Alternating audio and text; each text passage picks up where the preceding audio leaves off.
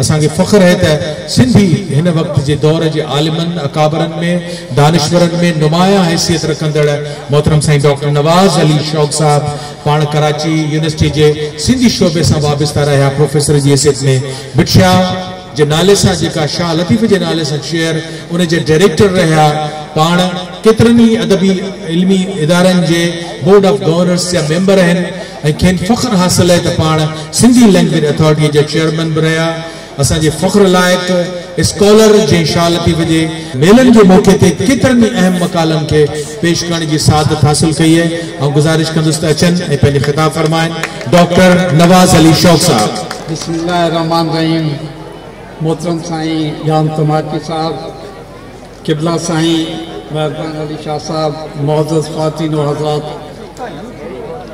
मां इंतहाई खुशनसीब आहियां जो हिन दरगाह ते मुहाज़री ॾिनी आहे ऐं किबला साईं मेहरबान अली शाह साहब सां मुलाक़ात थी आहे, हिते ज़ियारतूं कयूं आहिनि ऐं सचपच त किबला साईं सां मिली करे बेइंतिहा ख़ुशी हासिल थी आहे। इंतिहाई कुर्बदार मिलनसार ऐं इंकिसारी जो मुजस्समो बेइंतिहा ख़ुशी थी आहे। ऐं वॾी ॻाल्हि इहा आहे त साईं जन शाह जो रिसालो मुरतब कयो आहे ऐं चवंदा आहिनि त या पिरिन वटि या पिरिन जी पचार इन्हनि ॿिन्ही खां धार कादर कंहिंखे न करे, अहिड़ो पिरी आहे।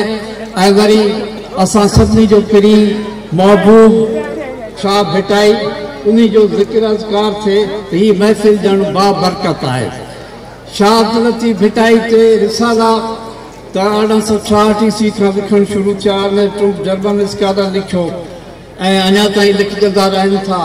इहा सआदत ख़ुशनसीबनि खे हासिल थींदी आहे ऐं मेहरबान अली शाह साहब ख़ुशनसीब आहिनि जो शाह जो रिसालो मुरतब कयो अथनि। शाह साहब जी ज़िंदगी ते या उनजे फ़िक्र ते त कई किताब लिखिया विया आहिनि ऐं क़यामत ताईं किताब लिखिया वेंदा। मुख़्तसिर ॿ टे ॻाल्हियूं अर्ज़ु कंदुसि त शाह साहब सां 3 किताब सदाईं साण हूंदा हुआ। हिकिड़ो क़ुरान पाक ऐं ॿियो मसनवी मौलाना रूम ऐं टियों बयानुल आरिफ़ीन जेका सदन बुज़ुर्ग शाह करीम जी मंसूबा थी। हाणे क़ुरान मजीद जी त तारीफ़ करे ई नथी सघे, अलाह पाक करे सघे थो या अलाह जो नबी करे सघे थो।